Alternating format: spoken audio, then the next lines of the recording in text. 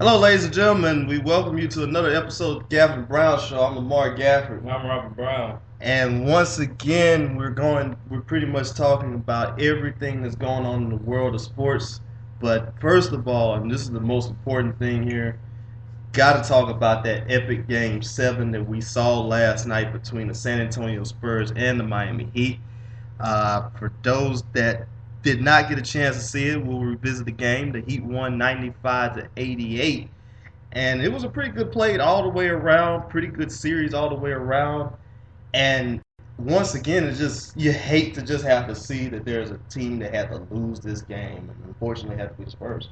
Yeah, man. Like I told my friend, I wish that there was a way we can give them a second place trophy, man, or something, because they played so well. Mm-hmm. And it's just depressing because Tim Duncan played out of his mind these last few games. This is a guy who's aged well. He's never been considered to have fallen off, but the season he had this year was phenomenal. And the Game 6 performance was one of the best performances I've seen by a power forward in my life in the finals.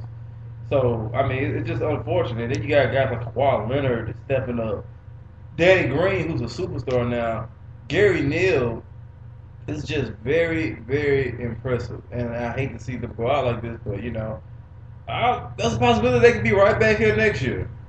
We don't know if Ginobili will be back. I'm pretty sure Tim Duncan's going to come back. Granted, he has a lot of personal issues going on. He is going to be 38 next year, but I think he still has a desire to play at an elite level. And one of the funniest parts of that game last night was when Tony Parker was arguing with the and Tim Duncan just reached back and grabbed him. He didn't say anything. He just grabbed him. So that lets me know that Tim Duncan still has some type of fire, some type of desire to still play in this game and play at an elite level.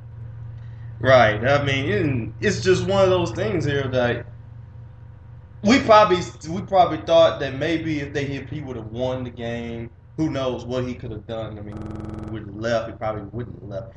But I don't see any signs of him slowing down. Like you said, Game 6 was pretty nice for him. Game 7 was just as a solid performance of what you could have from him. 24 points, 12 rebounds. His season this year it seemed like he went back into the time machine pretty much and got, put up a solid stat line, got back into the All-Star game and everything. And I just think that he's going to, you would think that he probably at least comes back. And Parker, he's pretty much going to, of course, he's probably going to stay. Ginobili, I don't know about him either. 18 points. He did kind of fall off at the end of the game, though.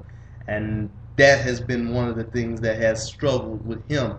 But this Spurs team is still going to be a pretty deadly team. And they're still going to be around. They still continue to find players.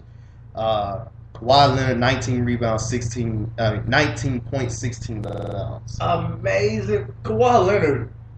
We all talked about Danny Green, his three-point performance, and breaking the record. Mm-hmm. But if you watch these games, Kawhi Leonard has been a man child. Right. A man. His performance in the post, the way he can get to the post, the way he's able to penetrate, his defense on LeBron. There's a YouTube video, you can find it, of LeBron saying "damn" when Kawhi Leonard checked into the game. Kawhi Leonard is. He's the future. We knew it beforehand, mm-hmm. but it's more so evident now. And you definitely could see why the Spurs were at first hesitant to part ways with George Hill in that deal, but now you can see why they did eventually go ahead and try to do that. And not saying any bad things, Indiana really made good in this deal too. I mean, hey, they got themselves a very good point guard that they possibly could need and everything like that. And of course, they're going to need a backup. But San Antonio gets Kawhi Leonard, who could possibly be one of those guys that is, once again, just like Paul George, bright young star that's in the league right now, and he's pretty much going to be kind of like a force to be reckoned with within the next 5, for the next 5, 10 years probably. Yeah, Yeah, most definitely. But let's also give some props here to the Heat, and it's just amazing right now. They go back to back. They win. They win once again here for the second time in 3 years. LeBron James, most importantly, he puts up an MVP performance. Again, 37 points, 12 rebounds. Only 5 players scored for the Miami Heat in this game, but that's pretty much all they needed in order to win the game. Yeah, and when you look at the production from the bench and role players, from Battier, Mike Miller, Mario Chalmers, who had a huge game, just Chris Anderson playing well defensively, and a couple of chip head points. It was an all around great team effort. Right, and it's just it continues. It just continues to be right there. What this team is pretty much built around with, and a lot of people probably look at the stat line right here and see that Chris Bosh, well, dang, he really had no points. But Chris Bosh, even though he did not have an offensive impact in the stat sheet here, his his defense was pretty much just it was a very good impact. I know a lot of people, they probably looked at it and they probably just saw here, well, Bosh, no points.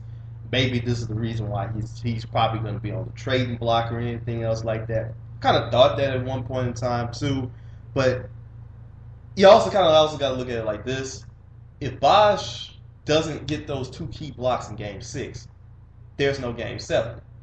The Larry O'Brien Trophy is pretty much in San Antonio, and then we're talking about the Heat pretty much only getting 1 ring out of 3 years. What do they need to do? All that different type of stuff. So, you think they probably get a chance to trade him, or you think that he's pretty much going to stay in back? I think this is the thing about Bosh. He's their most attractive asset as far as trade bait. I mean, I don't think too many people are going to be asking for, hey, what do you want from Mike Miller? Shane Battier looks like he might retire. I mean, he's done everything. He has 2 rings now. Right. I mean, I think he might be leaning towards retirement. There's going to be a lot of holes in this team, and I think to fill some of those holes, you might want to move Chris Bosh, who's old. Not a lot of money, but he is moving him will free up some cap space that they definitely need. Right. And I don't know. It's an appealing idea, but at the same time, there's the old saying: if it ain't broke, don't fix it. Right. They got 2 rings, so who knows? And yeah, that's pretty much going to be the thing too. Like, if there's anybody of that 3 that they would trade, Bosh has to be the guy. I mean, you're not trading LeBron. You're not. You're just not. And you're not going to do that to Wade because, well, he's done a whole lot for your franchise. So it has to be Bosh. Now, would they do it? If the deal is right, they probably would. But are they going to do it? I can't see it really happen, though, either. So I think they just go ahead. They pretty much just stand put. And they probably just go again just to look at the free agency department, see what they can do there. A lot of people's names have continued to be floating around. Many people saying Greg Oden is very interested in pretty much going to that team. And of course, once the July 1st negotiating things just starts. I mean, you got to think that he's pretty much going to be on that team, and he's going to give them some very good help. I think a lot of people also think that they might try to keep Birdman for energy too. Yeah, Chris Hunter is probably going to come back. A couple other guys, but I don't know. The Bosh thing sounds appealing, but who knows what's going to happen. But them attracting free agents, I mean, they probably won't get too many unless a couple of these guys retire or they amnesty them. Mm-hmm. I have a huge feeling Shane Battier is not coming back. And thinking some of the guys out there, what do they need? They need size. That's what we all know. Right. I don't think David West is going to go there. I think he's going to get re-signed to Indiana. Yeah. You mentioned Oden. That's so risky. I mean, granted, you're not going to lose much, but, I mean, you're not really guaranteed much either. So I don't know how that'll work. Then you have a guy like Al Jefferson or Millsap, but they might want to get paid, or they might take a pay cut. There's a lot of things in Miami. They don't have necessarily cap space to sign anybody to like a max deal or anything, but they do have the appeal of, hey, I can go to Miami and possibly get a ring. So Right. a few guys might take pay cuts.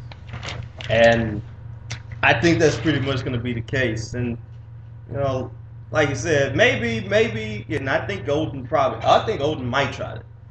I mean, who knows? It might be a low risk. I mean, you're not losing anything. Get high reward. He might play like he is. Who knows what he could do? He helps you out for that 1 year.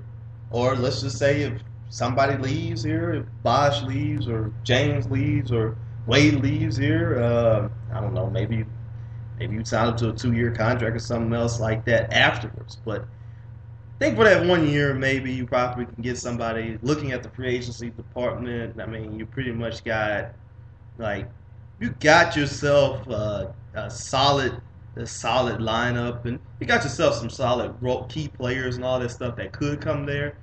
But it's nothing. I don't think nobody that's probably going to be that's a star is going to come there.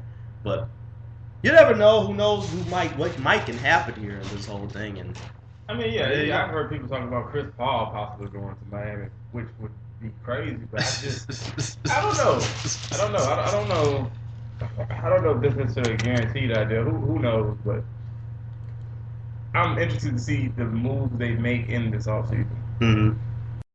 So, and while we're already looking at the offseason, while we're already pretty much looking at the going on the next season, now we got a lot of people talking about the odds of who's going to win the championship next year.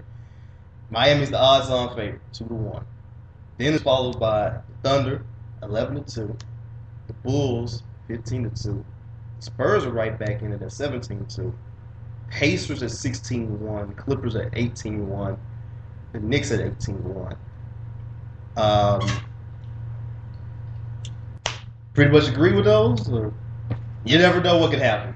You never know. It's a bunch of malarkey.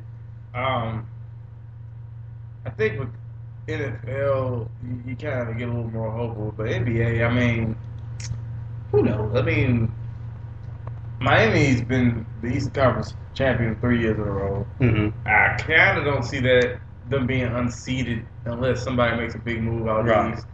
Out west, that's where the competition goes. We've seen Dallas, so OKC, now we saw San Antonio. Mm-hmm. Who knows who make it next year? If Chris Paul stays and they can keep the team intact and get a coach, who knows what they can do? Who knows what Oklahoma City can do with a healthy Russell Westbrook, more seasoned Jeremy Lamb and Perry Jones, things like that. Who knows? Memphis could make a move. Memphis could stay put and actually get over that hump. Who knows? I'm not really into these odds for the NBA, but they are interesting because I'm surprised Chicago is over San Antonio. Right. And that really shocks me too, because I mean, I guess they're just thinking here, maybe the potential of Rose getting ready to come back. That probably has a lot to do with it. But the Bulls, and nothing wrong against the Bulls here. They really did put up a good fight in the 5-game series against the Heat this year. But I think my eyes would tell me a little bit that the Spurs should be favored a little bit more than the Bulls in this case. I mean, hey, the Spurs did take them to 7, but I guess it's just I really don't know. Now, the other thing is though too, I'm kind of shocked that the Bulls are above the Pacers in this case because With Derrick Rose there, they kind of own the Pacers. Right. So I can kind of understand that since Rose is expected to come back. Mm-hmm. Who knows? I think they match up well with Indiana, but without Derrick Rose, it's kind of hard to call it. But I think with Derrick Rose, I would give them the slight edge. Mm-hmm. We'll have to see how Derrick Rose adjusts, following this injury. But yeah, I can see why. Them being over the Knicks is kind of shocking too. But at the same time, I mean, they will be getting Derrick Rose back, and we've Right. seen what they can do with Derrick Rose. Exactly. And I can already just know right here that race in that Central Division between the Bulls and the Pacers it's gonna be a nice one. And I pretty much can tell here that maybe these two teams that play against each other as a 2 or 3 seed in the next round, and like in the second round, pretty much to get the chance to go to play against Miami, and I'm pretty sure that's gonna be a fun 7-game series. So, like, who really knows what could happen in that one right there? But other NBA news right now is just pretty much. Let's see, I'm pulling it up right now. Adrian Wojnarowski. A lot of teams still trying to look for that one coach here, and the Nuggets job is still pretty much open. And it looks like Benny Del Negro is going to interview for that job. Now, who do you think is probably going to get that job, or in pretty much all the other jobs that's out there? Talking about Denver? Denver, Memphis. I can't call it. I really can't call it because Clippers look like they're really, really focused on this Doc Rivers thing, which I do not understand. Memphis is a wild card. I don't know what they're looking for. Cause I thought Lionel Hollis was a good fit, but I don't know what they're looking for. Denver, I think they might give Brian Shaw a chance. Maybe, maybe not. I don't know. The coaching gigs are hard to call because, like, a lot of people thought Brian Shaw would have a job by now, but he doesn't. And, it goes like that. So I can't call it. And I'll give you a little bit of an update too about the Celtics one here because it's pretty much now. Doc Rivers has said that he's no longer interested in that job. So. Maybe that kind of opens the door once again for Brian Shaw, but then again, Doc Rivers is gonna try to decide over his future in Boston, like over the weekend. Either he goes back to TV or he goes back to the bench in Boston. And I think if that's the case, you think if it's a rebuilding project. Would you like to see him there, or would you like to see another coach out there, just give him like some new blood out there? I would probably pick a good coach.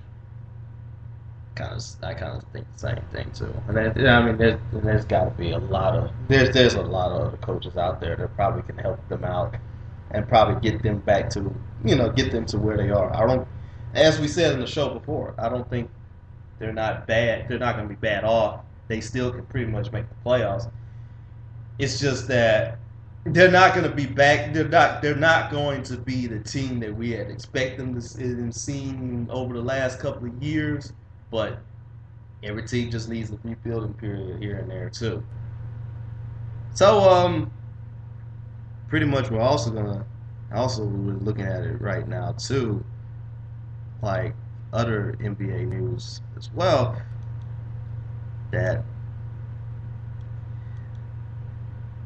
So I'll just go ahead and ask you this: like, what has been the best moment of this NBA season now that it's gone? I would say I'd give you maybe 2 or 3. I said the streak for Miami was pretty good. Mm-hmm.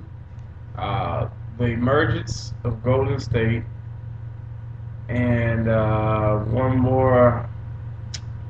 I guess I would say the collapse of the Lakers. Woo! Man, those are all good ones too. I'll probably give you 3 different ones though too. Brandon Knight basically getting embarrassed, like dunked on, crossed over, pretty much every single thing that you can think of out there. The Heat showing resiliency, I guess. That's gonna be another thing too. This is the second straight year that they bounced back from a 3-2 deficit just in order to get themselves a championship. And wow, this is pretty much gonna be interesting here. The emergence of teams like Indiana, like. I wouldn't say emergence. Well, I mean, not emergence, but pretty good the last I know. 4 years. But I mean, seeing that this is a team that's like they're like every single year they seem like they keep on growing and getting better and better and better. I mean, just think about it. This coach was just making it to the finals. I still wouldn't say emerge. I'll say continued growth. Okay, yeah, continued growth. When I think of emergence, I think of Golden State. Yeah, maybe Houston. Mm-hmm. Things like that. But I don't know about Indiana. So, I think those things right there, they're probably going to be parts of what I take out of this whole thing, out of this whole year. Maybe also the kind of the enhancement of the Knicks-Nets rivalry again, with the Nets being in Brooklyn now. That's also another thing too, because it's now like, instead of just New Jersey and New York, now the 5 boroughs are pretty much, they're like split. Like, who do we root for now? I mean, Brooklyn and Manhattan are pretty much against each other. So you gotta look at it like that. And those are a lot of things that you can really take out of this season and all that. And I just can't wait for the free agency period. And also I can't wait for the draft. And the draft's coming up next week, so I can't wait for that. Can't wait for the free agent period. Can't wait to see who goes where and all that. So, who knows?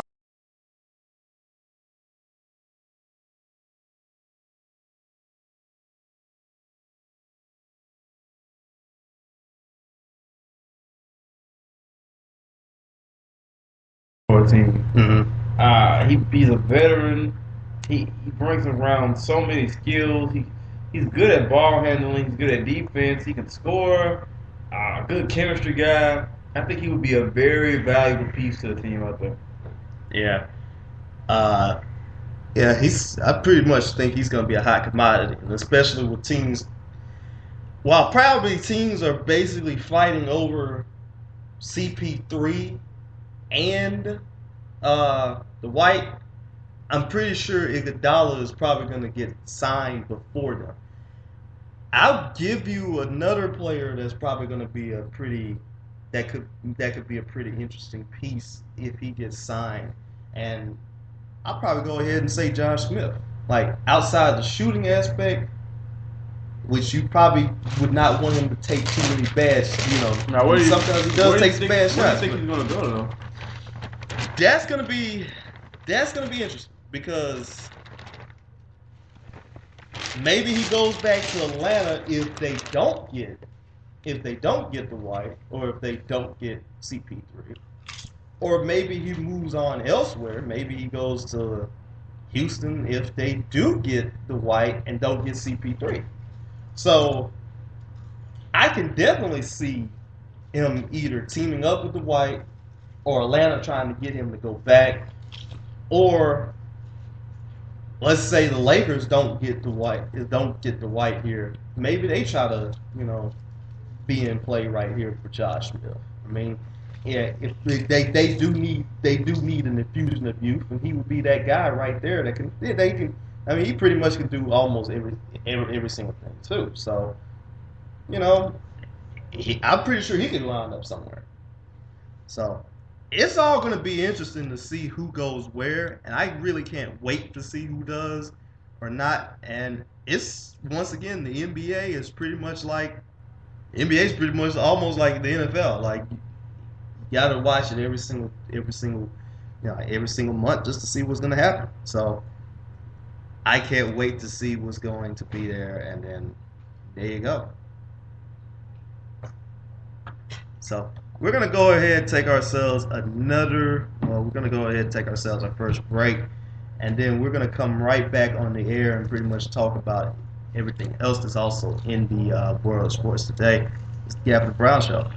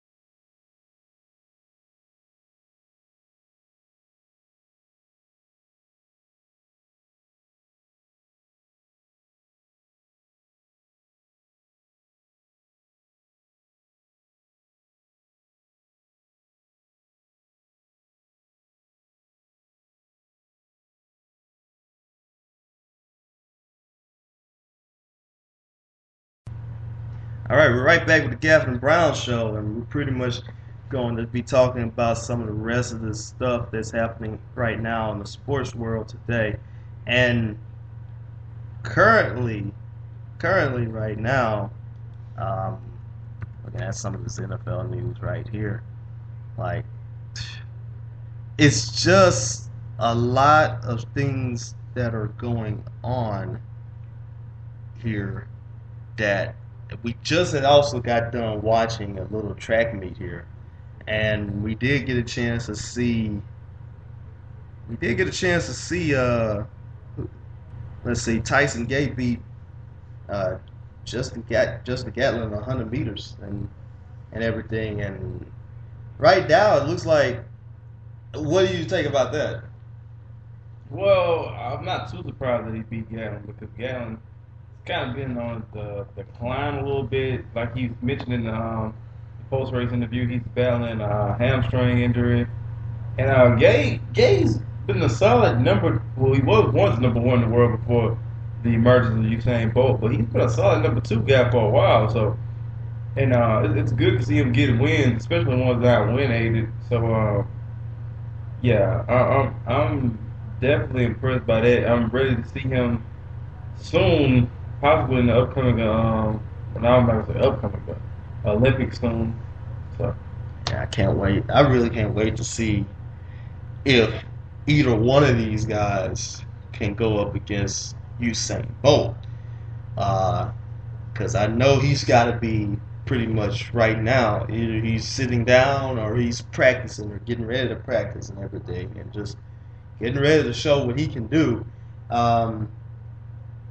My thing is, like, 4 years, like right now, 3 years from now, and it's kind of too early to really call it, like you say, but we're gonna see if he's still got it, and I'm pretty sure that he's still gonna be the favorite no matter what about this. So I'm pretty sure he's still going to be it, and there it is right there. Basically, we're looking for some more news and everything like that too, and I'm basically looking at something here on Bleacher Report about the best players that are wearing each jersey number, and they got it all the way up to 1 to 99 and everything, and pretty much I'm looking at this list and I'm seeing everything, and it's just everything, and I pretty much will go back to our thoughts about that real quick, but man, it's just a lot of things that are just basically going on here and all that. Kind of don't want to touch on the Aaron Hernandez thing, but I just would like to say about that who knows what's going to happen about that, and who knows what's going to, like, it's kind of just still kind of sketchy, I think, as we had mentioned it before the commercial break, and it's just like, it's just a whole lot of stuff that's going on. We don't have a lot of the news and a lot of the info right now. It's just to really go ahead and just give our thoughts about that. I'm gonna just go ahead and let that process go out a little bit more, and then there you go. And we'll pretty much we'll go ahead and talk about it. But I'll just ask this: do you think that Goodell's gonna suspend him or not? We still don't know. Yeah, exactly. We still need to find out the details. Does he know this person? What's their connection? Where was he at the approximate time of him dying? How did he get there? It's too much, right? I don't even know why there's so much being reported, because there's no details. The Associated Press, I read earlier in the paper, they still have conflicted theories and things from people and whatnot. So it's just a mess of a story that has no real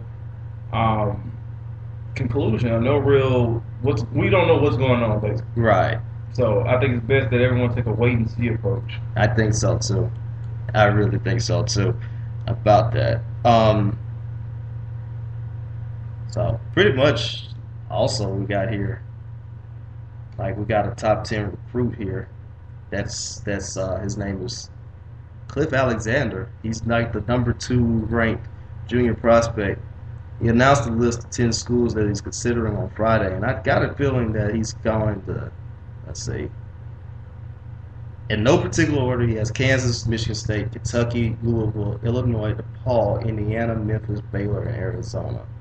Looks like, once again, the usual suspects. Yeah. The usual suspects, I think, of getting this guy. And I haven't seen this guy play, and I'm pretty sure we're going to get a chance to one of these days, but would not shock me if he goes to Kentucky. Wouldn't shock me one bit. Wouldn't shock me. They have a way of getting blue chippers. Mm-hmm. So I'm gonna just also go to this list right now of the at the top the NFL players wearing each jersey number here, and I'm pretty sure here. Give me a number, and I'm gonna look it up, and I'm going to see who's gonna make it on the list, and tell me if you disagree or agree.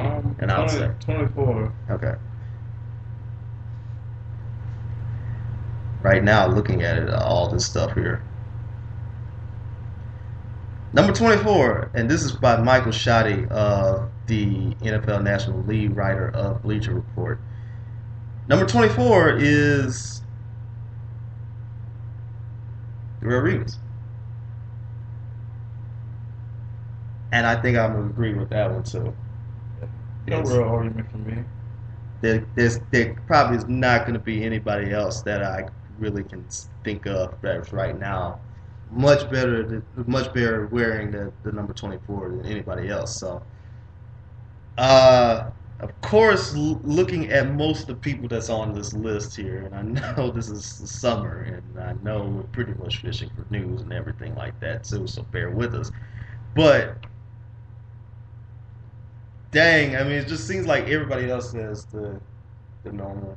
You pretty much got the normal people that's on there. It's kind of I don't want to say a stupid list, but I mean, how many people are really wearing number 9 in the NFL?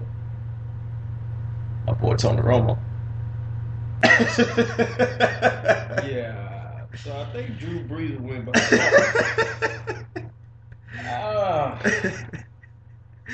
Damn, man, it's just so crazy right now, and it's just so crazy. I can't. Man, it's just. Now I have to ask you. Right now, looking at Let's be candid, yeah. Since we're jumping basically towards more NFL talk, what are your thoughts about the Bengals being picked for? Well, the Bengals choosing to be on Hard Knocks again. Oh well, that was a nice question too. I think that it's going to be actually a good thing for them to be on there. You don't get Chad, of course not. You're not going to have that factor, but we're going to get a chance to see how the Bengals are post Chad. I don't think we've seen them from time to time over the past couple of years post Chad because they made the playoffs a couple of years now, but we're going to get a chance to see actually a lot more now post Chad. How is Andy Dalton meshing with AJ Green? We already know that they're meshing pretty well, but we're going to get deeper into that. Pac-Man Jones, everybody else is also their young defense that they have. I think that is a good idea right there. They're an up-and-coming team, and I think this will give everybody else the chance to look at them and see, give them that exposure that they possibly need. What do you think? I pretty much agree. Their previous season on Hard Knocks was pretty compelling. Mm-hmm. I mean, granted, Chad was still there, Kofi Palmer was there, and a lot of other guys, but I think that they can have compelling seasons. I think one of the biggest, one of the probably stars of the show is probably going to be Pac-Man Jones. Mm-hmm. And I'm pretty sure they're going to talk about him and his well-known past. And Right. we get to see AJ Green, his personality, because I really don't know much about the guy. Mm-hmm. Just a lot of interesting things on the show we're going to continue to see. Right. So I really can't wait to see it, and I think both of us had them predicted as being like the NFL, the AFC North leader, Mm-hmm. and pretty much the AFC North team. So we're gonna get a chance to see, everything that's going to be there. Now, is there a team that you would love to see, though, if it wasn't for the Bengals, or you think they made the right choice about that? I would say Niners or Cowboys. Yeah. Probably Cowboys. I don't think they want to see us. I don't think they want to see us. I think but the Niners are a good team. I would have probably loved to see, and I don't think I want to see a repeat of maybe the Dolphins, but maybe the Chiefs. New coach, new quarterback, I mean, I would have loved to see that. I mean, I think that would have been a compelling one right there. Andy Reid, Alex Smith, the new regime and all that stuff that they got going there. I think that would have made for some interesting highlights. Maybe the Eagles would have probably made for some interesting highlights. How does Chip Kelly? How is he going to adjust now? I mean, what type of schemes is he going to put out there? Is he going to? How is his adjustment from college to now the pros going to be? I think those two teams right there are probably going to have a lot of buzz. Chargers probably could have. I don't know. I mean, I think I probably would have had them further on the list right there, but it could either be the Chiefs or probably the Eagles. I think that probably we're going to get the most eyes about this. And we actually got ourselves a little comment on the chat here by Dino, and Dino basically is showing his distaste for the NBA, saying that he was a longtime fan, but after the scripted last 2 seasons, blah, blah, blah. Expound on that. If you're listening to us right now, please expound on that. Because Miami won? I'm guessing so. But I've heard a lot of people say that it's fake now simply because Miami won. Right. And for this, I mean, I don't think it's scripted. I mean, it can't be scripted at all. I mean, man, it's. I guess you got a lot of people just being mad, pretty much, basically, and all that stuff. I hate to call out our fans, call out anybody that's listening to the show like that, but it's not scripted. Come on now, it's not scripted. It can't be scripted at all about this, so it's really not. But I think though that the last 2 games we saw a very good play last 2 games where San Antonio was almost this close to winning the championship, and it didn't happen. And we got overtime. And then Game 7, which I think it was as good as it possibly could have been, no matter what, because Game 6, I don't think it was any way going to top Game 6. No. It wasn't going to top Game 6. But I think for what we got, for our bargains were, Game 7 was pretty much everything that we could have asked for, and almost more. But we saw a very close game. That's one thing that we really wanted to see. And we also saw the home team come out there and win the game and all that stuff as far as the championship. Now, how is this going to be for the Heat's, I hate to use the word legacy, but now they pretty much, regardless of what happens next year, you pretty much can say that it's been a success. Yeah, it's been 2 championships, 3 final appearances, 3 interconference finals, titles.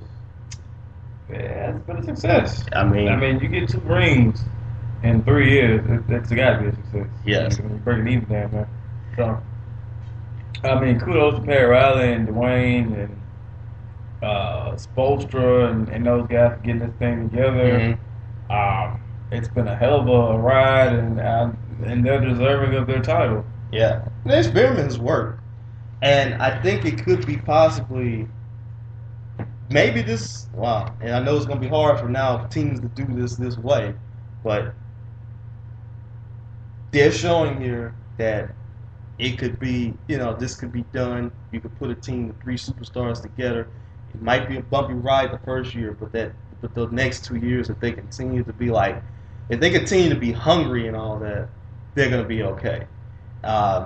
And a lot of people are probably right now talking about Tim Duncan's legacy and all that stuff too. how does the loss affect his legacy? Just none. None None at all. I mean, you can't. Yeah, it's 4 rings. 4 rings. I mean, 4 rings, 2 MVPs, and possibly one of the greatest power forwards of all time. Yeah, definitely in my book. Yeah. So his performance this finals and this season cemented that for me at 37. Yeah. Mm-hmm. So you can't really take that away from his legacy. I mean, come on now. 1 loss in the finals. There's a lot of people that have 1 loss in the finals. So I mean, you can't really. But I just think that the Spurs are going to be still be one of those teams to not be messed around with. They're still going to be there. I think where do you see them possibly ending up next year? I think you said the finals. I can see them going to the finals again. Possible finals. I mean, they're so damn good. I mean, watching them play, I really felt as if, man, this team is so good that even if they lose, they should win. Right. Just the passes, I mean, damn, they're really that good. Mm-hmm. But they came up short, and who knows? But I definitely think they could make another run. Right. I think. If you would have asked me, bless you. If you would have asked me, maybe your Thunder is probably going to be like the number 1 seed, if not number 2. It's probably going to be Thunder and Spurs at 1 or 2. It could be interchangeable.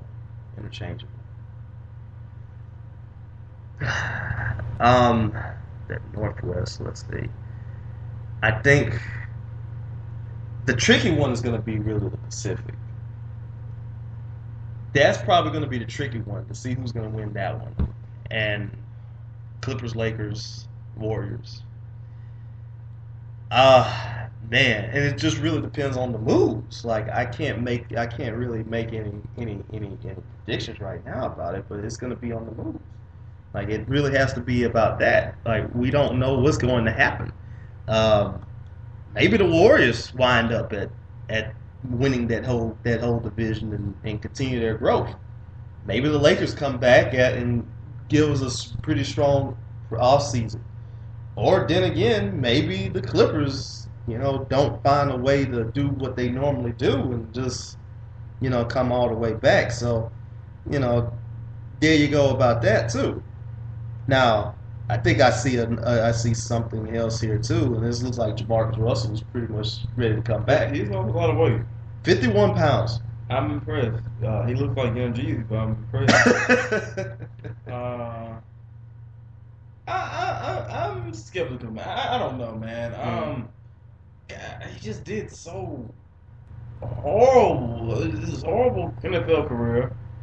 College career that was decent, but I mean, I don't know, man. I'm not sold on it. I'm impressed with what appears to be his dedication to, getting in shape, but what is that going to equal on the field? I'm not sure about. That's the other thing.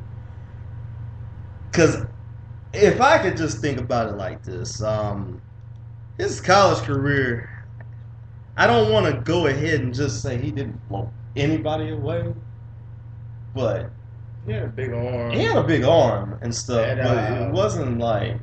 He wasn't the. He had a big arm and he had a great defense playing with him. Right. He had some solid running backs, pretty solid receivers. So I mean, he had a great situation at LSU. Right. And Oakland was a pretty bad place for quarterbacks. We haven't seen quarterbacks really flourish there since Rich Gannon. So exactly, maybe it's the system and not him, but he played so horrible. And that just pretty much was it. And right now, I just know that he's trying to shake off that bust label because right now, if you could think about it, he has to be the number 1 bust of all time. It's either it's number 1 pick. I kind of just look at it like that, number 1 pick. I mean, kind of by default, the number 1 pick right there, you think that he would pretty much be around there for 15 years. And it turns out that, granted, it was probably the situation too. And granted, we're talking about Ryan Leaf being the number 1 pick as well. And thank goodness again the coach did not make that move, because if they would have made that move, man, who knows? They probably would have wound up drafting Eli, and then Eli probably is not gonna wind up there. So yeah, good move on that. But yeah, I think Jamarcus Russell, though, he does have time, and he can make this. He could probably right the wrong. Now, am I going to say that he's going to get a starting position? No. Is he going to get a backup position? He possibly could. We'll see what happens here. It's just that it doesn't seem like all the quarterbacks, and I think we talked about this before, all the quarterbacks from that 2011 night, that 2007 draft, have not been doing anything. Period. Give me a recap of their class, because I'm thinking, what was that? Russell, Brady Quinn. Brady Quinn. Russell, Brady Quinn. I'm looking at it right now, actually here. Russell was taken number 1, obviously. Brady Quinn was taken second round, I believe. Yeah, like he fell all the way down. There were actually 11 quarterbacks that were drafted in this draft. Jamarcus Russell was number 1. Brady Quinn fell all the way down to 22. Kevin Cobb is at 36. We all know what happened to Kevin Cobb. Cobb had pretty good point, and then just wound up like. John Beck, Drew Stanton, Trent Edwards, Isaiah Stanback, who I think became a wide receiver, Jeff Rowe, Troy Smith, Jordan Palmer, and Tyler Thigpen. I don't think half of the guys still in the league. Exactly, and it's just like, and you kind of look at it like this too, like. I know that the Raiders fans, they really needed a quarterback at that point in time, but you look at all the other people that's in the draft, they're pretty much performing much better right now than anybody else. Like the guy that's taken right after Jamarcus Russell, Calvin Johnson. Look at Calvin Johnson now. The guy by the name of Adrian Peterson, look at what he's doing here, basically.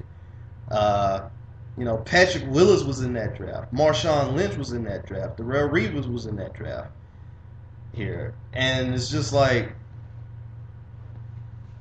those guys right there, they've been performing well.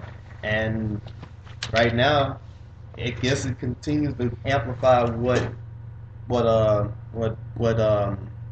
his name? What Jamarcus Russell's doing right now. And so I think Jamarcus Russell, he might try to latch on somewhere, but I don't think that he might try to latch on somewhere.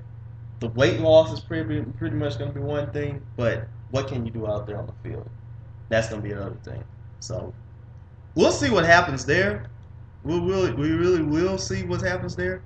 Also, we had heard too about Kobe Bryant. Looks like he's possibly going to come back by November, December. So that's also going to help out the Lakers too. It probably looks like, if at all anything, he might miss about, I would say, somewhere between 5 and 20 games, maybe 5 and 15 games here. So this could help out that possibly could be the big thing for the Lakers. But would you see them possibly in the playoffs? It all depends on if they can keep Sure. Dwight Howard. What moves are they going to make with Gasol, Artist? So it's probably going to be one of those things as well. And pretty much that might be almost it here. But we're also trying to see here right now. It looks like, I don't know how much you've been looking at baseball right now, but it also looks like here that Miguel Cabrera is on his way for another Triple Crown season. Impressive. I haven't seen much baseball this season. I probably won't start back watching faithfully until the All-Star festivities, but Yeah, I'm not surprised by that. Right. I can't. It's like he's the first person. I think he was like the first person to get the Triple Crown in about 35 years last year. 35 years. No, 45 years actually last year. And now he comes back and he continues to do the same thing again. I think he has like a 360 batting average. He has 20 home runs, 74 RBI, and we're not even close to half of the season yet. We're almost half the season, but the numbers that he's putting up is just amazing, and it just continues to look like right now that he's validating that MVP performance. And while the Tigers are just going out here, they're trying to do well, and they're trying to come right back into it. So you got that, and then that's pretty much it. I also want to try to get something right up to your alley too, the WWE. Raw was very impressive. I was very impressed with Raw. The whole Mark Henry, John Cena thing, the retirement swerve was well done. One of the best Raws I've seen in a long time. Brock Lesnar continuing his limited appearance schedule and pretty much setting up a feud with CM Punk, which is shocking because they both have the same manager and Paul Heyman, so we're going to see how that goes. And just a lot of good story lines going on. Mm-hmm. So, yeah, I'm pretty excited for their Money in the Bank pay-per-view, and then following that is SummerSlam. So they're setting up some pretty big things for the next couple of months. Right. I think when was our show? Our show Monday. Yeah. Our show Monday. We were looking at it, and I think it kind of caught our eye just to really see it, and I think we were pretty much making a lot of noise about that, and we were just it's just once again I know I'm a casual. I look at it casual a little bit, and I know you look at it a little bit more than I do too, and it just was like. It was amazing here too to see it, and it's like we finally got a chance to see it come right back to where it was and all that. So the storylines look pretty good. Right. Yeah, they're progressing. I mean, you see that the product is different now because a lot of guys that we grew up with aren't there anymore. Right. Due to age or injuries or other interests. Mm-hmm. So I mean, it's progressing, but it seems to be. More so in the right direction going up. And I think the most important thing too, RVD's coming back too. Yeah, that was pretty big, pretty impressive. So I really can't wait to see what he's gonna do because I think he's probably been one of my favorite wrestlers because of what he's been able to do and all that. So pretty much, say anything else that we need to talk about in the world today? Nothing I can really think of. Yeah, it's pretty much the same thing. And once again, that's what happens when Big Two kind of get done with their season. Yeah, and it's just like what we got left is now baseball, hockey, and pretty much everything else. So, I guess we're gonna just go ahead and call it a show right here. Just checking in. When's gonna be our next show? What do you have in mind? I think sometime next week. I know maybe Tuesday. Maybe we'll try to keep in contact with you. Maybe like Tuesday or something like that. We'll see. Yeah. So, well, until next time, we will take care and have a nice time, and we will say see you later. I'm Lamar Gafford. I'm Robert Brown. And until next time, have a nice time.